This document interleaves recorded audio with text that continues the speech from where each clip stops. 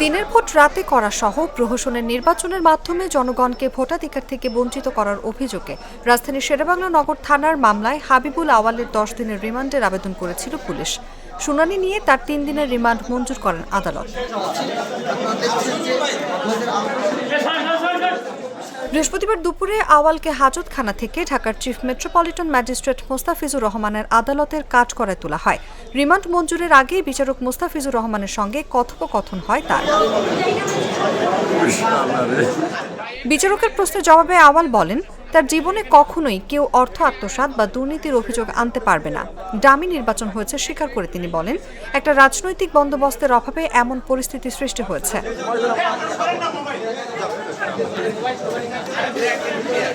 অফিসারদেরকে প্রভাবিত করা হয়েছে এবং কোনো ব্যবস্থা নেওয়া হয়নি। বিচারক মোস্তাফিজুর রহমানের এমন প্রশ্নের জবাবে সাবেক সিইসি তা অস্বীকার করেন। পাল্টা জবাবে বিচারক আগের সময়ের তুলনায় হুট করে ইনকোয়ারি কমিটির পারিশ্রমিক এত বাড়ানো হলো কেন জানতে চাইলে আওয়াল বলেন, কেউ দেখাতে পারবে না সিইসি নিজে ফিল্ড অফিসারদের টাকা বাড়িয়ে দিয়েছেন।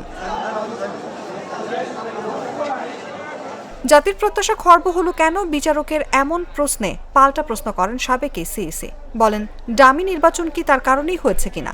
প্রধান হয়ে কেন অন্যায়ের প্রতিবাদ জানিয়ে রিজাইন দিলেন না? এমন প্রশ্নের উত্তরে আবার বলেন, তার পক্ষে সম্ভব ছিল না। তিনি আরো বলেন, ৭২-এর নির্বাচনে শেখ মুজিবের মতো নেতা কারচুপি করেছিলেন। কেন? ক্ষমতার লোভ। দলীয় সরকারের অধীনে যতগুলো নির্বাচন হয়েছে সবগুলোই ছিল বিতর্কিত। এদিকে এখন আর জাস্টিফাই করার সুযোগ নেই। রাষ্ট্রপক্ষের এমন মন্তব্যে একটা রিভলভার দিয়ে তাকে মেরে ফেলার কথা বলেন সাবেক সিইসি। তবে রাষ্ট্রপক্ষ স্পষ্ট করেন, সবাইকে দোষারোপ করে এখানে সাধু সাজার সুযোগ নেই।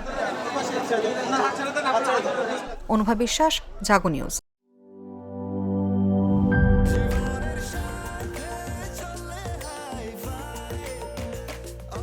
স্বাস্থ্যকর অল টাইম, সব সময় অল টাইম হেলদি লাইফ।